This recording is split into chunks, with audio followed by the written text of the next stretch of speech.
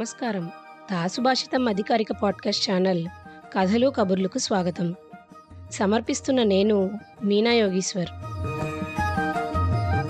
ఈ వారం విశేషాల గురించి మాట్లాడుకుంటున్నాం. పిబరే త్యాగరసం, త్యాగరాజ హృదయధ్వని ప్రసంగం గురించి. సాహిత్యాన్ని ఆలోచనామృతం అన్నారు మన ఋషులు. తవ్వే కొద్దీ ఊరే ఊటబావి లాంటిది సాహిత్యం. కేవలం ఒక పదంగా కనపడుతున్నా దాన్ని ఒక వాక్యంలో పొదిగితే ఎంతో అద్భుతంగా ధ్వనిస్తుంది. ఒక భావానికి రూపు కట్టాలన్నా, ఒక ఆలోచనకు ప్రాణం పొయ్యాలన్నా ఒక్క పదం చాలు కొన్నిసార్లు. ఇక ఆ ఒక్క పదంతో వినేవారి దృష్టికోణంలోనే మార్పు వస్తే అది ఎంతటి అద్భుతం! అలాంటి అద్భుతం ఒక్కసారి చేస్తేనే కవిజన్మ ధన్యం అయిపోతుంది. రాసిన కీర్తనల్లో అత్యధిక భాగం ఇలా ఒక్క పదంతో కొత్త ప్రాణం పోస్తే ఆయన్ని కవి అనరు, త్యాగరాజు అంటారు. కేవలం ఒక్క పదంతో కీర్తన నడక మార్చిన సందర్భాలున్నాయి. ఒక్క వాక్యంతో ఎంతో చెప్పేసిన సందర్భాలు ఉన్నాయి. అలాంటి ఎన్నో సందర్భాలను ఈ నెల ప్రసంగంలో ఆలమూరు విజయభాస్కర్ గారు వివరించారు. అయితే పైన చెప్పుకున్న దాంట్లో రెండో దానికి ఉదాహరణగా దాసు కిరణ్ గారు ఒక వాక్యం ఉదహరించారు. అదే సాధించనే ఓ మనసా కీర్తనలో వెతగల్గిన తాళ్ళు కొమ్మననే అనే వాక్యం. ఆ ఒక్క వాక్యంతో మానవుడైన వాడు సాధనగా నేర్చుకోవాల్సిన లక్షణాన్ని వివరించేశారు. జీవితంలో ఎన్నో ఆటుపోట్లొస్తాయి. అలాంటప్పుడు గివప్ చేయడం కాదు, తాళుకోవాలి, తట్టుకోవాలి. దిస్ టూ షెల్ పాస్ అనేది గుర్తుంచుకోవాలని త్యాగరాజు ఒక్క వాక్యంలో చెప్పేశారన్నారు కిరణ్ గారు. నిజమే కదా!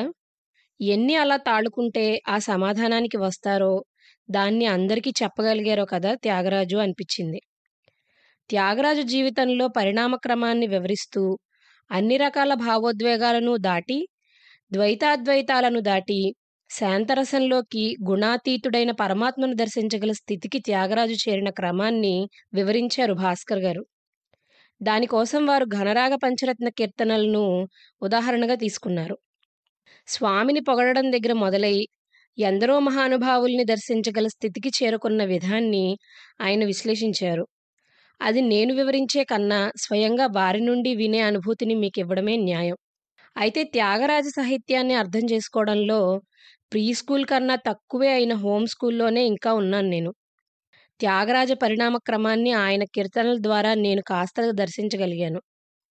నాదుపై పలికేరు నరులు అంటూ తన లౌకిక జీవనంలో కలిగిన కష్టాలను రామునికి చెప్పుకోవడం దగ్గర మొదలుపెట్టిన ఆయన, నగుమోము గనలేని నాజాలి తెలిసి ననుబ్రోవగ రాదా అంటూ అలౌకిక బాధకు ఎదిగాడు.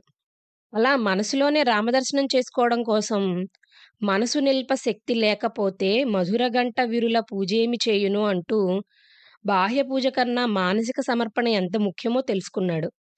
అదే దారిలో కర్మకాండ మతాకృష్టులై భవగహన చారులై తిరిగే వారిని బుజ్జగిస్తూ మనవాలకించరాదటే మనసా మర్మమెల్ల దెల్పెదనే అన్నాడు. సుదతి సీతమ్మ సౌమిత్రి రాముని కిరుపక్కలా నిలబడి కొలిచే ముచ్చట బాగా తెల్పరాదా అంటూ మానసిక పూజలో ఎదిగాడు. అన్యాయము సెయ్యకురా రామా నన్నన్యుడిగా జూడకురా అంటూ ఆవేదనాపూరితంగా వేడుకొన్నాడు. నమ్మిన వారిని మరిచేది న్యాయమా రామా అంటూ నిష్ఠూరాలాడాడు. నెమ్మదిగా ఆ బాధను రసానందంలోకి మారుస్తూ శ్రీహరి కీర్తనచే దేహాది ఇంద్రియ సమూహముల మరచి సోహమైనదే చాలు ఇంతా కన్నానందమేమి ఓ రామ రామ అంటూ మురిసిపోయాడు. ద్వైతము సుఖమా అద్వైతము సుఖమా అంటూ ఊగిసలాడాడు. నిధి చాలా సుఖమా రాముని సన్నిధి చాలా సుఖమా అంటూ ప్రశ్నించాడే కాని ఆయనకు నిక్కచ్చిగా తెలుసు సంగీత జ్ఞానము భక్తి వినా సన్మార్గము లేదని. తెలిసి రామచింతనతో నామము సేయవే ఓ మనసా అంటూ ముక్తాయించాడు. జీవితంలోనూ భక్తిలోనూ ఎన్నో ఎత్తుపల్లాలు చూసిన ఆయన ఆఖరికి రామునితో రాజీకొచ్చేశాడు. అందుకే శాంతమూ లేక సౌఖ్యమూ లేదు సారసాదళ నయన అంటూ నిర్ణయించేశాడు. అలా ఎదుగుతూ వచ్చిన త్యాగరాజు ఆఖరికి హరిహర సుర నర గగనం ఇల తేజస్సు జలం భూమి మృగం ఖగం నగం తరువు సుగుణం విగుణం ఇలా అన్నిటిలోనూ పరమాత్ముడు వెలిగే ముచ్చట బాగా తెలుసుకున్నాడాయన. అన్ని రసాలను దాటి ఉత్కృష్టమైన శాంతరసంలోకి పరిణమించి మోక్షాన్ని పొందిన త్యాగరాజు ఆ దారిని మనకు చూపించగల గురువు.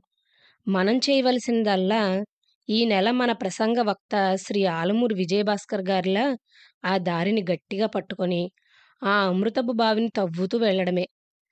ఈ వ్యాసంలో భాస్కర్ గారు చేసిన విశ్లేషణ గురించి నేను వివరించకపోవడం తెలిసి చేసిన పనే. ఎందుకంటే ఇంతకు ముందే చెప్పినట్టు నేను చెప్పడం కన్నా మీరే స్వయంగా వినడం న్యాయం. అతి త్వరలో ఈ ప్రసంగం రికార్డింగ్ యూట్యూబ్‌లో విడుదలవుతుంది. తప్పకుండా వినండి. త్యాగరాజుని మరిన్ని కొత్త కోణాల్లో భాస్కర్ గారి ద్వారా తెలుసుకోండి. అయితే విజయభాస్కర్ గారి గురించి నేను చెప్పేది ఒక్క మాటే. ప్రేమ ముప్పిరిగొను వేళ నామము దలిచేవారు రామభక్తుడైన త్యాగరాజనుతుని నిజదాసులైన వారు ఎందరో మహానుభావులు. అందరికీ వందనములు. ఇవండి ఈ వారం ప్రసంగం విశేషాలు. వచ్చే వారం కథలు కబుర్లలో మళ్ళీ మిమ్మల్ని తప్పక కలుసుకుంటాను.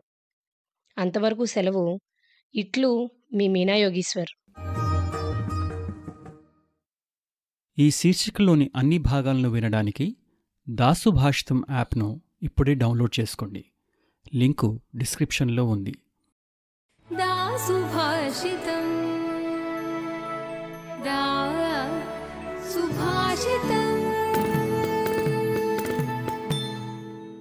దాసుభాషితం సమగ్ర శ్రేయస్సుకు సోపానం. www.dasubhashitam.com